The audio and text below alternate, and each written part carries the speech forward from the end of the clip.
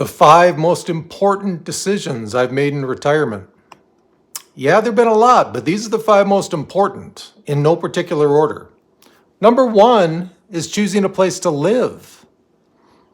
Probably the biggest thing you could do as far as especially if you're on moderate income. You got to find a place that's going to have a lower cost of living, that's going to be suitable to you, obviously, have all the comforts that you want, or actually, when you're in a moderate income retirement, you might have to compromise on some of those. In my case, I was in Los Angeles for 30 years, and I knew that when I retired, if I wanted to get a place of my own, it couldn't be in Los Angeles. Now, I owned 2 houses in Los Angeles in the past. Back when you're working, sure, you can afford the mortgage of the, escalated costs of LA real estate. But when you're retired and you have a retirement set nest egg, at least for me, I couldn't afford it. I could have continued renting, but luckily I did research over probably a good 6 to 8 months before I figured out where I could move to. In my case, it was important to have a view. I wanted to have a view, and luckily I got a great place with a view and a very affordable place. I'm paying less in my mortgage up here in the high desert than I was in the last 2 places I rented in Los Angeles. So it's a very important decision. Along with a lower real estate cost up here, cost of living in general is lower. The gas, even though I'm just a little ways outside of Los Angeles, the gas is $1 a gallon cheaper. Yeah, it's crazy. And all that stuff adds up. Even the food's a little less expensive. Now, I talked about compromise. There are things you got to compromise on. Number 1, accessibility to, let's say, a hospital. Now, there's urgent care up here, but as far as going to a regular hospital with an emergency, that might take you a little while to get there. Okay? There's also compromise as far as, the people around you.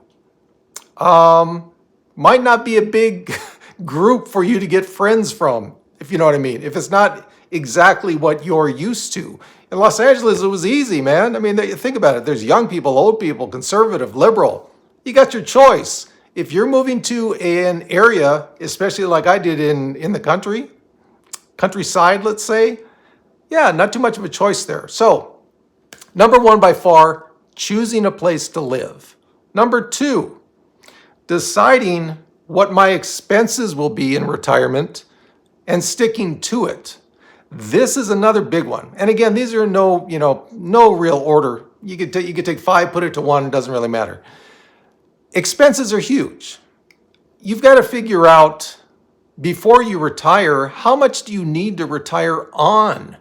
You might not know that. I didn't know before I retired. It took me a while of figuring it out. Okay, I can get rid of this. I can get rid of this subscription I don't use anymore. Probably not going to be doing this when I'm retired. There's a lot of stuff that you just don't know. Also, remember, when you're working, you are contributing into your retirement account. So you take your salary minus how much you've been contributing into your retirement account. That's what you're really living on, right? So for most people, you can get by on less in retirement than you could when you were working. I think the average was about 80%. Most people can get by in about 80% of the expenses they had while they were working. In my case, it's lower than that. So you really need to figure out your expenses. You really need to stick to that once you retire, okay? And hey, it might be a learning curve. You might not have it nailed down until like a couple years into retirement, but just do yourself a favor, plan. Plan before you're retired so at least you're in the ballpark of what your expenses will be. Big deal. Dare I say, huge? Number 3, deciding on a retirement strategy and sticking to it. Another really big decision you got to make. Do you go by the 4% rule like I do? I researched that thing back and front. And Seems like it works for me. That's the one I stick to. You could look at the bucket strategy, which a lot of other people do. That might work for you. It's going to take a lot of research to do that. What do you feel comfortable with? You know, there's a lot of advice out there, guys. All you need to do is keep doing your research. Keep doing your research until you find a retirement strategy that works for you. Again, it's not something that's just going to come automatically. It might take time. It might take testing it. It might take running it by friends that are already retired or friends that have not retired yet, but are in the same, place that you are. Run it back and forth. Got to be comfortable with it. And once you have that plan, stick to it. All right. Don't be going in there and looking at your accounts all the time and going, oh my God, I'm down and I have a 60-40 portfolio. I'm taking it all to cash. No, probably one of the worst things you could do. And if any of you are seeing me for the first time, my name is Duane, and this is a retirement channel about retiring on moderate income. And I've noticed that almost half of the people that watch my videos are not subscribed. So if you could help me get the message out to other people on moderate income, because I don't know of any other channels who are targeting a moderate income retirement besides mine. So please help me out with that. Subscribe, it's free, and like the video if you like it as well. And if you really like it, really like it, down below, there's a link to buy me a coffee. Thanks. Number 4, planning to have cash on hand to limit your withdrawal rate. I planned on this about a year and a half, almost 2 years before. I wanted to have enough cash on hand. Now, what is enough? A year minimum, 2 years, great. Anything over like 3 years cash on hand, that's too much because you don't want your cash just sitting there. It's got to work for you. It's got to be in stocks and bonds. At the least, it's got to be in like maybe T-bills, 6-month T-bills for a while. Make a T-bill ladder. But you have to have cash. Like what I've done with my cash on hand is right now, a big chunk of it is sitting in 6-month T-bills and I-bonds. At least it's working for me, making some money. I think they're both, the I-bonds when I bought them last year were 9.6%. But that's only a 6-month rate, so it's come down a little bit since then. T-bills have been a little over 5. So you have to have your cash work for you. And luckily for me, right after I retired, sequence of returns risk hit me in the head like about 3-4 months afterwards. So I am so thankful that I have cash on hand so I don't have to dip into my retirement accounts when they're down. Now, the first year I had to. Second year, thankfully to YouTube income, I haven't had to all year. So have some cash on hand.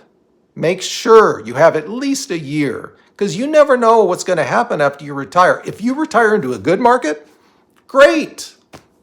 You might not have to use all that cash because if your proceeds are going up in your retirement account, it doesn't really hurt you nearly as much as taking money out as when it's down. Okay, so have some cash on hand. Number 5. Deciding to find a purpose in retirement. As I mentioned before, when you retire, most people aren't just going to be content sitting on the couch 12 hours a day watching TV, right?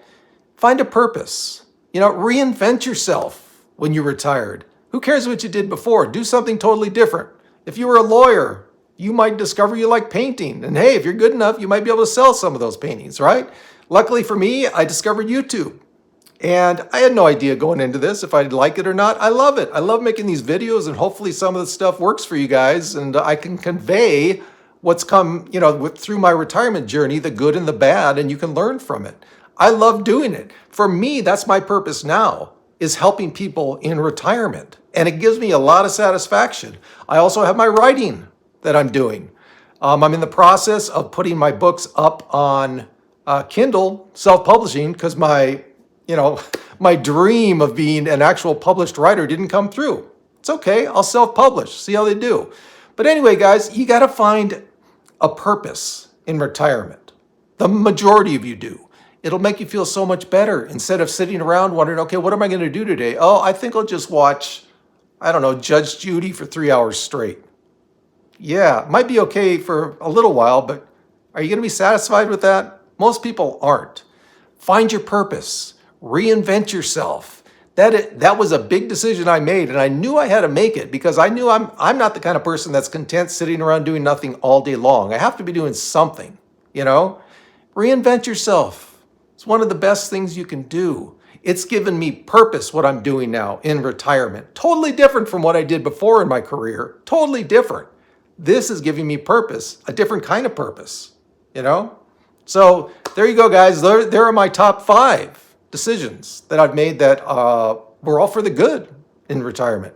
Got to do it. Got to do it. Make sure you plan. If you plan, then as always, we got this.